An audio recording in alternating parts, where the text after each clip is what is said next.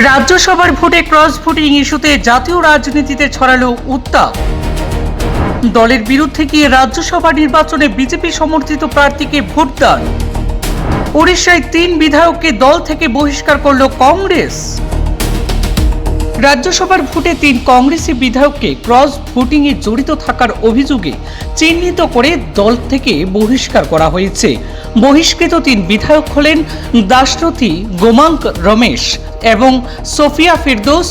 তাদের বহিষ্কার করে কংগ্রেস জানিয়েছেন, যারা বিশ্বাসঘাতকতা করবেন তাদের জায়গা নেই গোটা কংগ্রেস দলে। সোমবার ওড়িশার 4 রাজ্যসভা আসনে ভোট ছিল। সেই নির্বাচনে ক্রস ভোটিং হয়। 3 আসন নিয়েও কোনো সমস্যা ছিল না। গোলবাদী শুধু 4র্থ আসন নিয়ে। এই আসনে বিজেপির জয় আটকাতে কংগ্রেসের সঙ্গে বোঝাপড়া করেছিল ওড়িশার প্রাক্তন মুখ্যমন্ত্রী নবীন পট্টনায়কের দল বিজেডি। 2 দলের ঐক্যতার মধ্যের ভিত্তিতেই এই 4র্থ আসনে প্রার্থী করেছিল ওড়িশার বিশিষ্ট চিকিৎসক দত্তেশ্বর হোতাকে।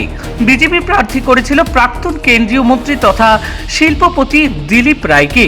4র্থ ওই আসনে কোনো প্রার্থী প্রয়োজনীয় প্রথম পছন্দের ভোট না দেওয়ায় দ্বিতীয় পছন্দের ভোটের গণনা করে ফলাফল নির্ধারিত হয়। দ্বিতীয় পছন্দের ভোটাভুটির সময়ই ক্রস ভোটিং হয়, আর তাতেই দত্তেশ্বরকে হারিয়ে জিতে যান দিলীপবাবু।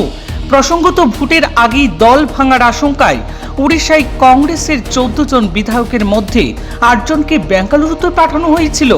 সেখানকার এক রিসোর্টে ক্রস ভোটিং এর প্রলোভন দেখিয়ে এক কংগ্রেস বিধায়ককে ব্যাংক চেক দেওয়ার অভিযোগও উঠেছিল বটে। সব মিলিয়ে তপ্ত হয়ে উঠেছিল রাজ্যসভা নির্বাচনের ভোটাভুটি।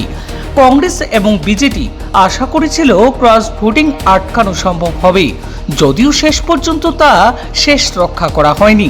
কংগ্রেস ছাড়াও বিজেপি প্রার্থীর হয়ে বিজেডির 8 বিধায়কের বিরুদ্ধেও ক্রস ভোটিং এর অভিযোগ উঠেছে। ব্যুরো রিপোর্ট, পূর্বাঞ্চল প্রতিদিন।